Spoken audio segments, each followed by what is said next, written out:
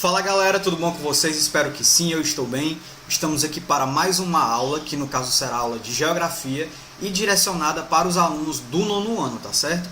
E assim como nas aulas anteriores, sugiro que vocês peguem um caderno, peguem um livro que nós vamos usar no decorrer dessa aula, show? Então bora lá começar a aula, mas antes disso, roda a vinheta. Anote o número. Bora lá começar a aula, galera, mas de antemão preciso adiantar uma coisa para vocês, tá? Eu quero dizer que hoje a gente vai começar um novo momento na nossa vida. Aí vocês vão perguntar, vala-me Deus, Wesley, por que é que tu tá dizendo isso? Galera, hoje a gente está começando mais um capítulo, tá certo? Esse é o último capítulo do módulo, que é o capítulo 3, que vai falar da União Europeia e vai trazer as crises e os desafios que estão ocorrendo no contexto da Europa, tá certo?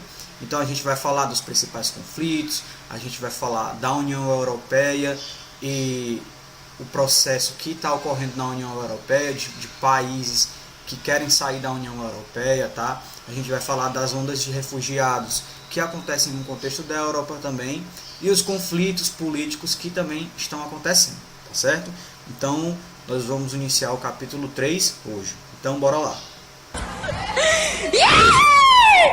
Então, galera, quando a gente vai falar de conflito na União Europeia, a gente entende que esses conflitos eles não aconteceram somente, eles não acontecem somente no contexto atual, né? A gente sabe que no decorrer da história aconteceram muitos conflitos territoriais, ideológicos no contexto da Europa, que contribuíram inclusive para a formação do território também, tá certo?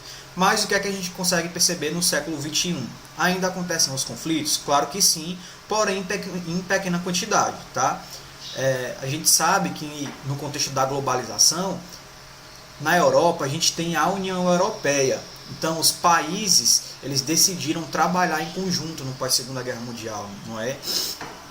Principalmente no pós-Segunda Guerra Mundial, né? Então os países eles decidiram trabalhar em conjunto, os países da Europa decidiram trabalhar em conjunto, então foi por isso que eles criaram a União Europeia, tá? Além disso, a União Europeia possibilita também que os países que fazem parte da União possam entrar no contexto de competitividade com as grandes potências, né? Com os Estados Unidos, com a China. Até porque esses países, se eles fossem entrar numa disputa com essas grandes potências, individualmente eles não conseguiriam êxito, né? Então a União Europeia é benéfica nessa perspectiva também, tá certo? Além disso, a gente percebe que todos os países europeus estão inseridos no contexto do capitalismo, tá certo? Porém, é perceptível sim as desigualdades inseridas no processo, tanto desigualdades internas do próprio país, né, dos próprios países, individualmente falando, mas também de desigualdades entre os países da União Europeia. Show? A partir disso, para a gente falar de conflitos, para a gente iniciar essa discussão dos conflitos no contexto da Europa, a gente pode começar falando dos conflitos que ocorreram no decorrer da história na Europa Oriental principalmente, tá? A gente sabe que a Europa Oriental apareceu no contexto de Guerra Fria, quando a gente fala lá da Cortina de Ferro, não é? E após o fim da União Soviética, os países que faziam parte da União Soviética, eles começaram a se direcionar para outra perspectiva, né? Eles começaram a querer adotar o capitalismo. Porém, a gente também sabe que esse processo de adoção do capitalismo por parte desses países foi muito complicado. A gente tem a Rússia, inclusive, como um país que possibilitou diversos conflitos no contexto da Europa Oriental. Não é isso? Possibilitou guerras civis em muitos países, certo? Esses conflitos estavam diretamente associados ao processo de russificação dos territórios, né? A russificação seria a adoção de língua, de costumes da Rússia, tá? Então esses conflitos eles estavam se associados a essa russificação, tá certo? Então o que era que acontecia? A partir do momento em que a Rússia, né, conseguia determinado território, eles enviavam indivíduos, enviavam pessoas para de fato colonizar esses territórios, não é? Então lá a gente percebe que existe sim uma minoria de pessoas que adotaram a cultura, a linguagem, a vestimenta, e enfim, a russificação de fato aconteceu, certo? E como exemplo de russificação, a gente pode citar o caso da Crimeia, não é, que fica no sul da Ucrânia. No momento anterior, a Crimeia era habitada por outros povos, tá? No caso pelos povos tártaros. A partir de um determinado momento, principalmente durante o governo de Stalin, né, houve de fato uma inserção dos russos no contexto do território até então ucraniano, e esse processo de russificação de fato aconteceu, tá certo?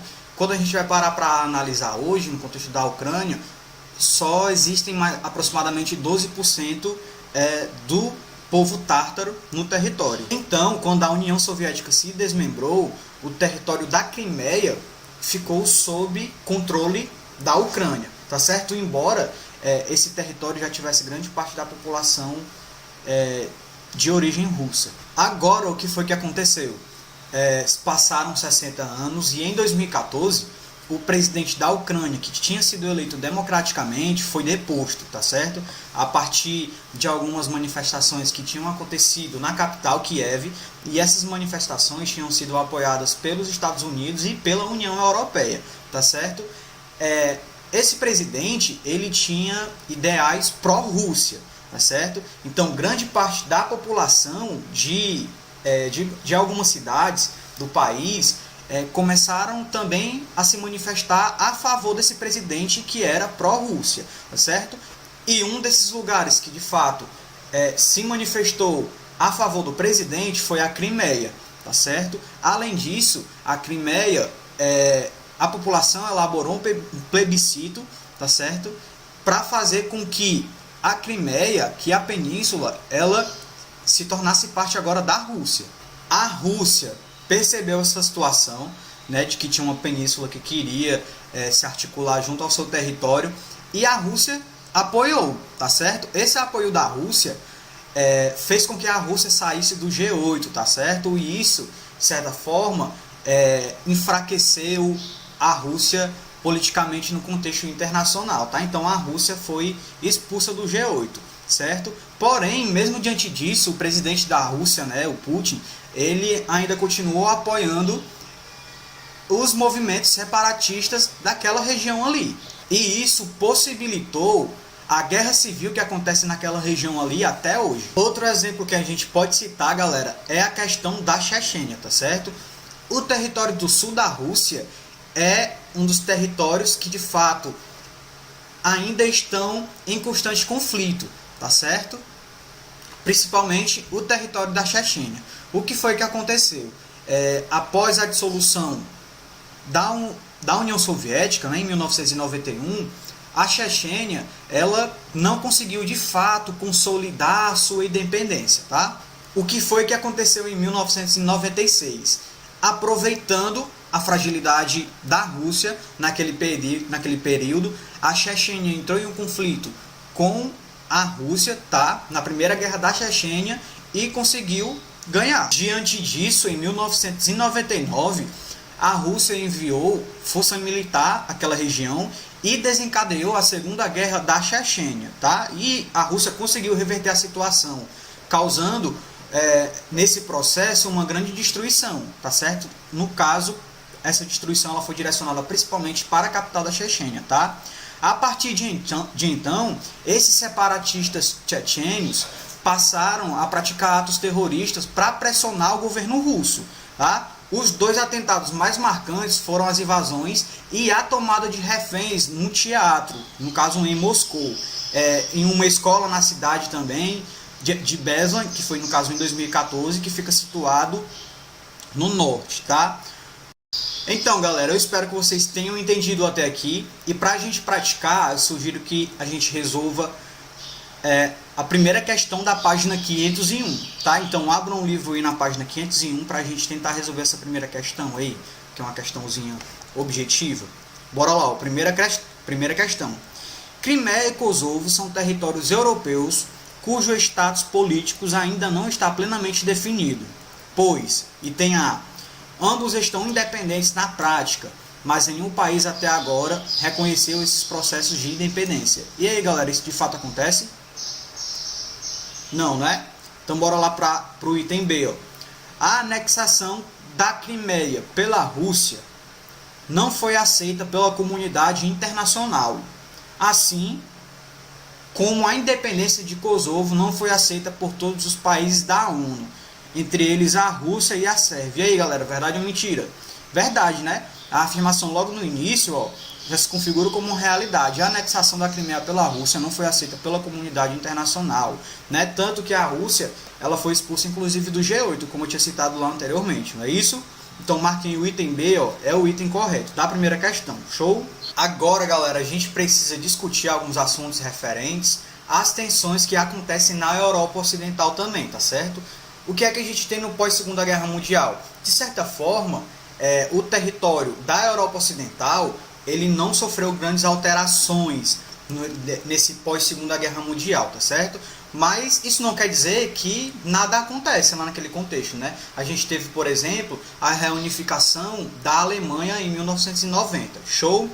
Porém, o que é que a gente tem também, apesar de não ter de fato acontecido grandes coisas nesse pós-Segunda Guerra Mundial, para tentar de fato, para que conseguisse de fato mudar o contexto territorial ali, a gente tem no contexto atual, a gente começa a perceber que no contexto atual essas tensões começam a voltar à tona, tá? Principalmente por causa de acontecimentos históricos, de um contexto histórico que de fato nunca foi superado, certo? Então, galera, a gente pode citar como exemplo os processos separatistas que acontecem no contexto da Espanha. E a gente pode falar mais especificamente da situação da Catalunha, tá? Então, o que é que a gente tem? Em 2017, aconteceram algumas desavenças entre a Catalunha, de fato, e o governo espanhol, tá? Essas desavenças começaram a se intensificar, que foram alimentadas pelos efeitos de uma crise econômica, no caso, que acontecia naquele período, certo? Então foi realizado um plebiscito na Catalunha em que o separatismo saiu vitorioso com mais de 90% dos votos, tá? O que foi que aconteceu, gente? A independência catalã, da Catalunha, né, chegou a ser declarada. Porém, o governo espanhol não aceitou, né, o resultado e impôs uma intervenção na região, que levou alguns líderes do movimento separatista a julgamento. Então, o que foi que aconteceu em 2019? Novos líderes foram condenados de 9 a 13 anos de prisão. E desde então, a tensão geopolítica na região ela tem se mantido muito elevada, tá certo? Então, esse pode aparecer como exemplo, sim, dessas situações que acontecem no contexto da Europa Ocidental, certo? E lógico, galera, quando a gente vai falar de tensões no contexto da Europa, a gente não pode falar desse processo que está ocorrendo na União Europeia, né? Então, a União Europeia ela está sendo pondo em xeque. Tá? O que é que a gente sabe? Que para de fato a União Europeia se consolidar enquanto bloco, ela teve que passar por diferentes processos, tá certo? Então a gente teve o Plano Schuman, tá? A gente teve o Tratado de Paris, a gente teve o Tratado de Roma também, e a gente teve o Tratado de Maastricht, tá certo? Que foram dinâmicas que consolidaram esse processo do bloco da União Europeia, tá? Em 1999, o que foi que aconteceu? A proposta de união monetária, né, a partir do euro. Porém, o que é que a gente tem na atualidade? Apenas 19 dos 28 países estão inseridos no que a gente chama de zona do euro, tá certo? Um dos países que de fato não decidiu adotar a moeda foi o Reino Unido, tá? O Reino Unido ainda continua com a Libra como moeda que de fato é usado no país, certo? Em 1985 aconteceu a proposta de livre circulação de pessoas no contexto dos territórios desses países que integram a União Europeia, tá certo? Porém, a gente pode perceber também que o Reino Unido foi um dos países que decidiram não fazer parte dessa dinâmica, tá certo? E a gente pode dizer que esse foi um dos principais fatores que fez com que o Brexit começasse a de fato se materializar. Então, galera, o que é que a gente conseguiu perceber em 2016?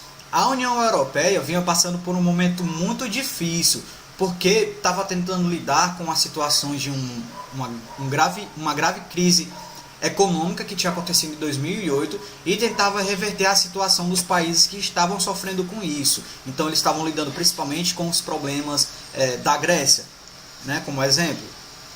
Então, e além disso, eles também estavam sofrendo com os fluxos de refugiados que estavam se intensificando naquele período ali. Então, nesse contexto de dificuldade na União Europeia, o que foi que aconteceu? Alguns setores, setores conservadores da sociedade britânica, conseguiram o que de certa forma se mostrava improvável, tá? Eles conseguiram um êxito num plebiscito que no caso iria deliberar sobre a permanência do Reino Unido ou não na União Europeia. Então, gente, as negociações em torno desse desligamento britânico da União Europeia se mostraram bem mais complexos do que poderiam parecer inicialmente, tá? Em 2019, o que foi que aconteceu? Após várias tentativas, de certa forma mal sucedidas, de aprovar no parlamento britânico, no caso, os termos de um acordo de desligamento, a então primeira-ministra britânica, que no caso era Theresa May, se viu obrigada a renunciar ao cargo, tá? Assumindo no caso Boris Johnson, que defende lá a política do Brexit sem acordo, não é isso? Ele é a favor do Brexit, de caso. Então isso deu abertura para a saída do Reino Unido do bloco, sem nenhum acordo sobre como serão essas relações entre o país e a União Europeia no próximo período, tá certo? Os impasses, gente, a essa altura ainda alimentavam, de certa forma, a esperança da ala contrária ao Brexit, de que um novo plebiscito fosse convocado e a situação fosse revertida. Na verdade, embora muito se especulasse a esse respeito, há muitas dúvidas ainda sobre essa dimensão dos impactos que o Brexit ainda vai produzir, tanto para o Reino Unido como para o bloco europeu, tá certo? Então é isso, galera, a gente termina a nossa aula por aqui. Eu espero que vocês tenham entendido. E vocês já sabem, caso não tenham entendido, podem entrar em contato comigo, falem comigo pelas redes sociais. Vocês podem falar no WhatsApp da escola também. E além disso, a gente pode tirar as dúvidas a partir do Google Meet agora, pela nossa aula online, Então é isso, continue estudando e até a próxima aula. Valeu!